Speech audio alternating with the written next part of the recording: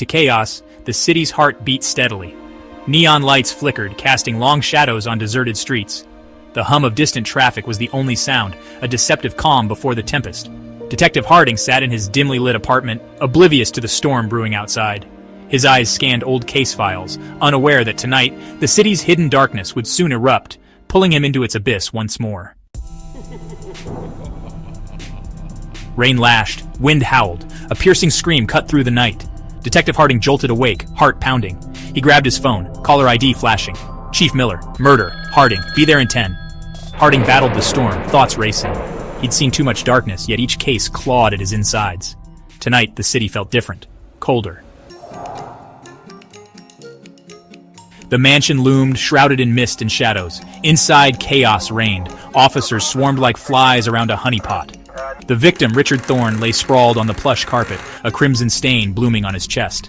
A silver letter opener, the murder weapon, lay near Thorne's outstretched hand. His face, contorted in a silent scream, reflected the terror of his final moments. Harding crouched, the metallic scent of blood thick in the air. The mansion whispered secrets. Thorne, a wealthy tycoon, was notorious for his ruthless ambition and a string of broken partnerships.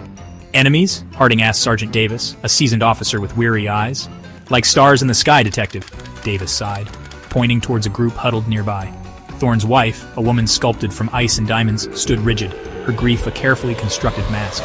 Their son, a young man with haunted eyes and trembling hands, seemed to shrink under Harding's gaze, a tangled web of relationships, each thread a potential lead.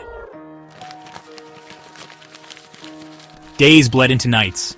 Harding pursued every lead, each ending in a dead end. The evidence pointed towards the wife, her alibi as flimsy as a spider silk. Yet something didn't sit right. He stared at the photographs, searching for a missing piece. Thorne's son, his face etched with grief, seemed to haunt his every thought. Was it guilt or a desperate plea for help? Section 5. Ticking clock, mounting pressure. Pressure mounted. The media, hungry for a scandal, painted Thorne as a saint. His wife as a heartless gold digger. Chief Miller, his face etched with worry, paced Harding's cramped office.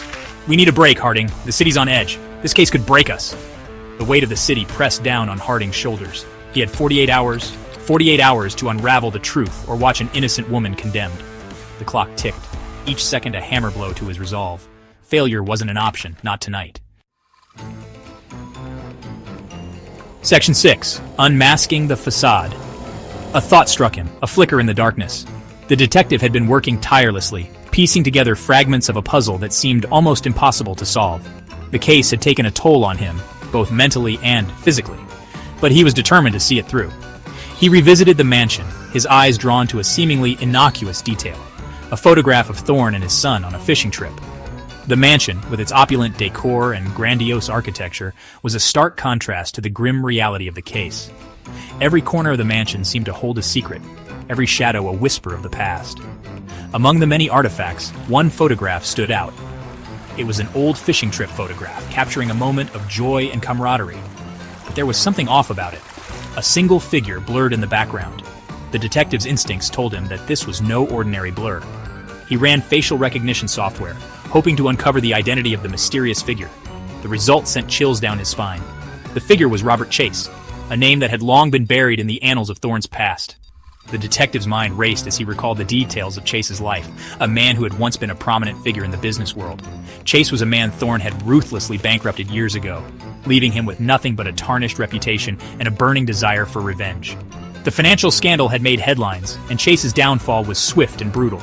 The detective could almost feel the weight of Chase's despair and anger, a man with a motive and a vendetta. Chase had vanished after Thorne's ruin, disappearing into thin air. The world had forgotten about him, but the detective knew that a man with such a deep-seated grudge would not simply fade away. He had been biding his time, waiting for the perfect moment to strike, disappearing into thin air, until now.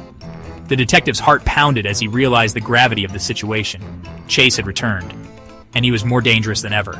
The shadows of the past had come back to haunt Thorne, and the detective was the only one who could stop the impending disaster. Had he returned for the ultimate revenge? The detective knew that time was running out. He had to act quickly, unraveling the web of deceit and uncovering the truth before it was too late. The stakes were higher than ever, and the detective was ready to face whatever challenges lay ahead. The facade had been unmasked, and the real battle was about to begin. Section 7. The Unveiling. Harding found Chase in a dingy bar, nursing a drink and a grudge. The bar was a relic of the past, with its faded wallpaper and the smell of stale beer lingering in the air. Chase sat at the far end, his eyes lost in the amber liquid swirling in his glass. Harding approached him cautiously, the weight of the case pressing down on his shoulders. He had been chasing leads for weeks, and now here was Chase, the man who could unravel it all, sitting right in front of him. He didn't resist arrest, a chilling smile playing on his lips. It was as if he had been expecting this moment, almost relishing it. The officers moved in, their expressions stern and unyielding, but Chase remained calm, his smile never wavering. As they cuffed him and led him away, he glanced back at Harding, a look of triumph in his eyes. It was unsettling, to say the least. Harding couldn't shake the feeling that Chase was playing a game, one where he held all the cards. Thorne was a dead man walking. Everyone knew it, he said, his voice devoid of remorse. The words hung in the air, heavy and foreboding. Chase's demeanor was cold, almost robotic, as he recounted the events leading up to Thorne's demise. There was no hint of regret, no sign of guilt. It was as if he were reading from a script, each word carefully chosen to elicit a specific reaction. Harding listened intently, his mind racing with questions. Why was Chase so calm? What was he hiding? But something felt off. Chase's confession was too easy, too rehearsed. Harding had been in the business long enough to know when someone was lying, and Chase's story had all the hallmarks of a well-crafted lie. The details were too perfect, the timeline too neat. It was as if Chase had been preparing for this moment for a long time.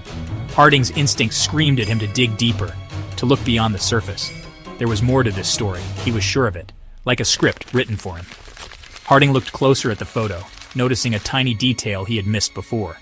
The photo was supposed to be the smoking gun, the piece of evidence that tied everything together. But now, as he examined it with fresh eyes, he saw something that didn't add up. A small, almost insignificant detail that had been overlooked in the initial investigation. It was a clue, a thread that could unravel the entire case if pulled correctly. The sun's watch, visible in the reflection of the fishing rod, showed a time that didn't align with the sunset in the background. The photo was staged. It was a revelation that sent a shiver down Harding's spine. The implications were staggering. If the photo was staged, then everything they thought they knew about the case was in question. Harding's mind raced as he considered the possibilities. Who had staged the photo, and why? The answers were out there, waiting to be uncovered. And Harding was determined to find them, no matter the cost. Section 8. A Truth Revealed. The sun. It was always the sun.